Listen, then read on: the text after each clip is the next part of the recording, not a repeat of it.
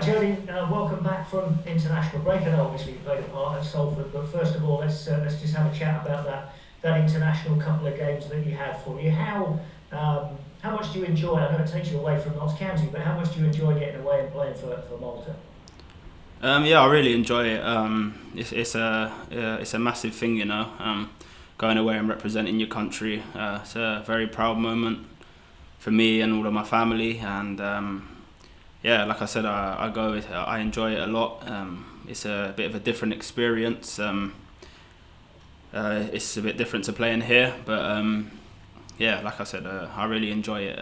Playing in the Euro qualifiers and stuff is something that I'll never forget. I was going to say, what do you think the main differences are between?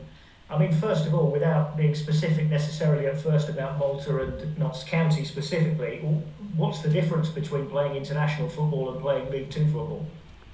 Um, it's just a bit different, Like I'd say I don't think it's as physical, international football, um, and obviously in England it's really physical, and just the way both teams play really. Here at Notts we keep the ball a lot, and stuff like that. And with more, we're not the biggest nation, So when we play against teams, we're usually the underdogs. So we have to have a game plan and play a certain way, which is like I said, different to here. So yeah, it's good though. It's a good experience, and yeah, like I said, I really enjoy it. Yes, from your point of view on a personal level, you kind of have to switch between the two systems, don't you? Make sure you're doing the right job for the right team at the right time. Yeah, to be fair, I missed that actually. That's the tough part, to be honest. I play in a different position when I go there, and sometimes when I come back, I forget a few things, but it's all part and parcel. When I play there, I play in midfield or I play up front, which is quite different to my position here. But I take everything on board, and I've learnt so much here, and it sticks with me. So as soon as I come back, I start remembering everything. I'd say it's a bit tougher when I go back out there because I've got the mentality that I have here at Notts, and I find it quite difficult at first. And then obviously with the set pieces and stuff being all different and stuff like that, it's quite tough. But like I said, I'm getting used to it, and I'm only getting better at it. And you must learn a lot, I guess, from playing in international football against international players. I mean, I know you might consider the international break you've just been on, you were playing against slightly lesser sides, but you've got Italy, Ukraine, and England coming up in the next two breaks. Yeah, I know, but even the teams like North Macedonia, they're teams you can't underestimate. With all due respect, like when we had them, I thought, oh, you know what, we'll give them a good game. It won't be as tough. But to be fair, I think that game was tougher than the Italy game. I'm not sure, maybe because we had more of a chance against North Macedonia, but they had two players on their team that were absolutely fantastic, and when you're playing against them, it's really tough. Like I said, maybe didn't expect them to be as good as they were going to be, but yeah, they were fantastic. Obviously, England are just another level. They're amazing, and even Ukraine was a tough game as well. I still think we should have won that game against them. Was very very unlucky, but yeah, like I said, you can't underestimate these teams because when you do actually play against them, they're really good. Tuesday night, I think you were playing international football, and then Friday night you were back at Salford with Notts County. That's a busy old week with the travel in between as well. Yeah, of course, but like I said, I've missed so much football over the years that, listen, I don't want to miss any at all. Even when I had to go away with the national team, I was excited for the games, but I was also gutted that I was missing such a good game against MK Dons.